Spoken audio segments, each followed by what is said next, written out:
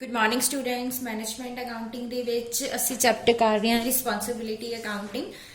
ਅੱਜ ਅਸੀਂ ਦਾ last topic ਹੈ selection of transfer pricing method and advantage of responsibility accounting discuss ਕਰਨਾ ਆ।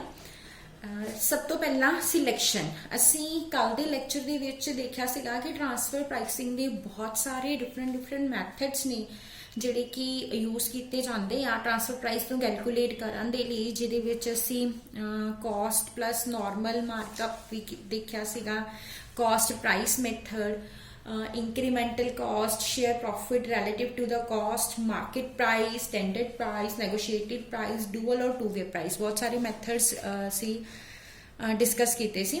ਅੱਜ ਅਸੀਂ ਇਹ ਡਿਸਕਸ ਕਰਾਂਗੇ ਕਿ ਆਪਾਂ ਕਿੱਦਾਂ ਡਿਸਾਈਡ ਕਰਨਾ ਆ ਕਿ ਆਪਾਂ ਕਿਹੜਾ ਮੈਥਡ ਜਿਹੜਾ ਆ ਉਹ ਯੂਜ਼ ਕਰਨਾ ਆ। ਕਿਸੇ ਵੀ ਪਾਰਟਿਕੂਲਰ ਮੈਥਡ ਦੀ ਜੋ ਸਿਲੈਕਸ਼ਨ ਆ ਨਾ ਉਹ ਡਿਪੈਂਡ ਕਰਦੀ ਆ ਉਹਨਾਂ ਸਰਕਮਸਟੈਂਸਸ ਦੇ ਉੱਤੇ, ਔਰ ਸਰਕਮਸਟੈਂਸਸ ਕੇਸ ਟੂ ਕੇਸ ਜਿਹੜੇ ਨੇ ਡਿਫਰੈਂਟ ਹੁੰਦੇ ਆ।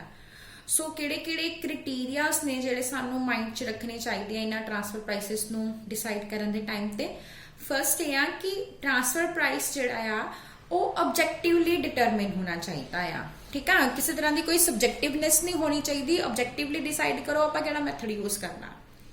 ਸੈਕਿੰਡ ਆ ਟ੍ਰਾਂਸਫਰ ਪ੍ਰਾਈਸ ਜਿਹੜਾ ਹੈਗਾ ਆ ਉਹਦੇ ਨਾਲ ਟ੍ਰਾਂਸਫਰਿੰਗ ਡਿਵੀਜ਼ਨ ਨੂੰ ਪ੍ਰੋਪਰ ਕੰਪਨਸੇਸ਼ਨ ਮਿਲਣਾ ਚਾਹੀਦਾ ਆ, ਤੇ ਬਾਇੰਗ ਡਿਵੀਜ਼ਨ ਜਿਹੜੀ ਹੈਗੀ ਆ ਉਹਨੂੰ ਵੀ ਉਨੀ ਹੀ ਪ੍ਰਾਈਸ ਚਾਰਜ ਹੋਣਾ ਚਾਹੀਦਾ ਜਿੰਨੀ ਕਿ ਵੈਲਿਊ ਦੀਆਂ ਗੁੱਡਸ ਔਰ ਸਰਵਿਸਿਜ਼ ਜਿਹੜੀਆਂ ਰਿਸੀਵ ਕਰ ਰਿਹਾ ਆ। ਥਰਡ ਕੀ ਆ ਕਿ ਇਹ ਜਿਹੜਾ ਆ ਮੈਥਡ ਇਹ ਕੰਟਰੀਬਿਊਟ ਕਰਨਾ ਚਾਹੀਦਾ ਡਿਵੀਜ਼ਨ ਦੇ ਗੋਲ ਔਰ ਆਰਗੇਨਾਈਜੇਸ਼ਨ ਦੇ ਗੋਲ ਦੇ ਵਿੱਚ, ਮਤਲਬ ਇਹ ਦੋਨਾਂ ਦੇ ਵਿੱਚ ਕੋਆਰਡੀਨੇਸ਼ਨ ਹੋਣੀ ਚਾਹੀਦੀ ਆ, ਦੋਨੋਂ ਗੋਲਸ ਅਚੀਵ ਕਰਦਾ ਹੋਵੇ। ਫੋਰਥ ਕੀ ਆ it should provide for profit centre evaluation. ਇਹਦੇ ਨਾਲ ਹੀ ਅਸੀਂ ਪ੍ਰੋਫਿਟ ਸੈਂਟਰ ਦੀ ਇਵੈਲੂਏਸ਼ਨ ਕਰ ਸਕਦੇ ਹਾਂ। ਸੋ ਇਹ ਮੈਥਡ ਉਹ ਹੋਣਾ ਚਾਹੀਦਾ ਜਿਹਦੇ ਨਾਲ ਅਸੀਂ ਪ੍ਰੋਫਿਟ ਸੈਂਟਰ ਦੀ ਇਵੈਲੂਏਸ਼ਨ ਕਰ ਸਕੀਏ।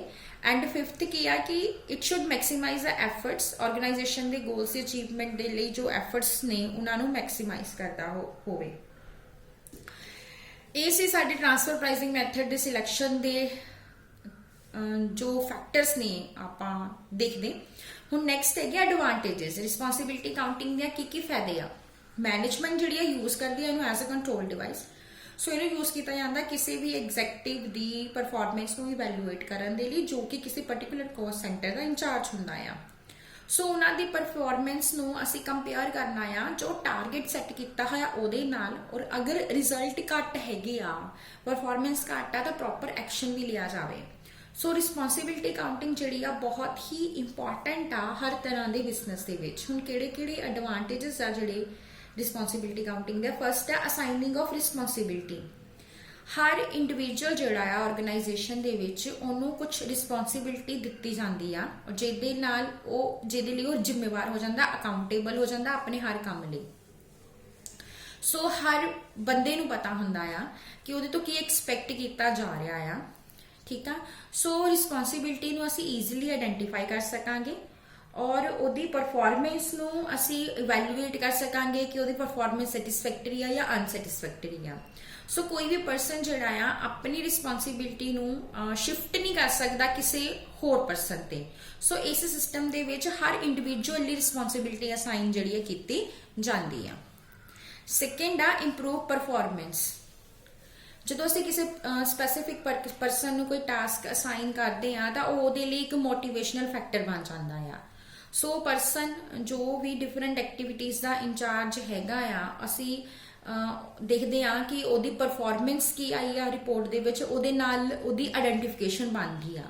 ਸੋ ਇਸ ਨਾਲ ਕੀ ਕਰਦਾ, ਉਹ ਆਪਣੀ ਪਰਫਾਰਮੈਂਸ ਨੂੰ ਇੰਪਰੂਵ ਕਰਨ ਦੀ ਕੋਸ਼ਿਸ਼ ਕਰਦਾ ਆ।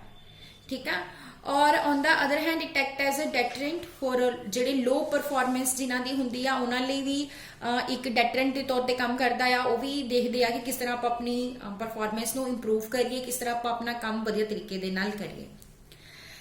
ਥਰਡ ਹੈ ਹੈਲਪਫੁਲ ਇਨ ਕਾਸਟ ਪਲੈਨਿੰਗ। ਇਹ ਸਿਸਟਮ ਜਿਹੜਾ ਆ ਇਹਦੇ ਵਿੱਚ ਸਾਨੂੰ ਕਾਸਟ ਔਰ ਰੈਵਨਿਊ ਦੇ ਬਾਰੇ ਫੁੱਲ ਇਨਫੋਰਮੇਸ਼ਨ ਮਿਲ ਜਾਂਦੀ ਆ। ਸੋ ਇਹ ਫਿਊਚਰ ਕਾਸਟ ਔਰ ਰੈਵਨਿਊ ਨੂੰ ਜਿਹੜਾ ਹੈਗਾ ਪਲਾਨ ਕਰਨ ਦੇ ਵਿੱਚ ਵੀ ਹੈਲਪਫੁਲ ਹੁੰਦਾ ਆ। ਇਹਦੇ ਨਾਲ ਸਟੈਂਡਰਡਸ ਈਜ਼ੀਲੀ ਫਿਕਸ ਕੀਤੇ ਜਾ ਸਕਦੇ ਆ ਤੇ ਬਜਟਸ ਪ੍ਰਿਪੇਅਰ ਕੀਤੇ ਜਾ ਸਕਦੇ ਆ। फोर्थ है डेलीगेशन एंड कंट्रोल। ये सिस्टम जिहड़ा आ ये मैनेजमेंट नूं हैल्प करदा आ अथॉरिटी नूं डेलीगेट करन दे विच। ठीक है, सो अथॉरिटी जिहड़ी आ डेलीगेट कीती जांदी आ टास्क असाइनड दे अकॉर्डिंग, एंड किसी भी परसन या रिस्पॉन्सिबिलिटी जिहड़ी फिक्स कीती जांदी आ उहदे नाल ओह काम नूं कंट्रोल करन दे विच हैल्पफुल हुंदा आ। सो कंट्रोल जिहड़ा टॉप मैनेजमेंट कोल ही रहिंदा आ ते परफॉर्मेंस जिहड़ी आ हर कॉस्ट सेंटर दी ओह रेगुलरली रिपोर्ट कीती जांदी आ। सो मैनेजमेंट जिहड़ी हैगी आ अथॉरिटी नूं डेलीगेट करन दे विच ते कंट्रोल करन दे विच भी सेम टाइम ते जिहड़ा हैगा आ एबल हुंदी आ। सो इहदे नाल डेलीगेशन एंड कंट्रोल दोनों हो जांदा। लास्ट है helpful decision making. Responsibility accounting जिहड़ी हैगी आ ये सिर्फ कंट्रोल डिवाइस ही नहीं हैगा बल्कि डिसीजन मेकिंग दे विच भी हेल्पफुल आ। सो जो भी इन्फॉर्मेशन कलैक्ट की जाती है मैनेजमेंट नूं हेल्पफुल हुंदी आ उन्हां दे फ्यूचर एक्शनस नूं प्लान करन दे विच।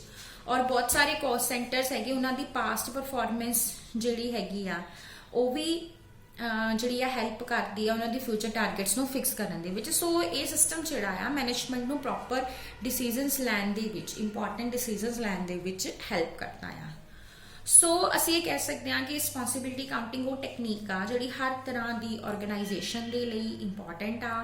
ठीक है, चाहे वो छोटी ऑर्गेनाइजेशन आ वड्डी आ, प्रॉफिट मेकिंग आ नॉन प्रॉफिट मेकिंग आ, गवर्नमेंट है नॉन गवर्नमेंट आ, हर एक लिए फायदेमंद हैगी आ इंपॉर्टेंट हैगी आ। ये सिस्टम डिफरेंट ऑर्गेनाइजेशन लिए डिफरेंट हो सकता है बट ये बहुत सारे बेनिफिट्स हैगे आ। सो ये सिस्टम जिहड़ा हैगा प्रॉपरली अडॉप्ट करना चाहिए। सो ये नाल ही ये चैप्टर साडा खत्म हुंदा है। Thank you.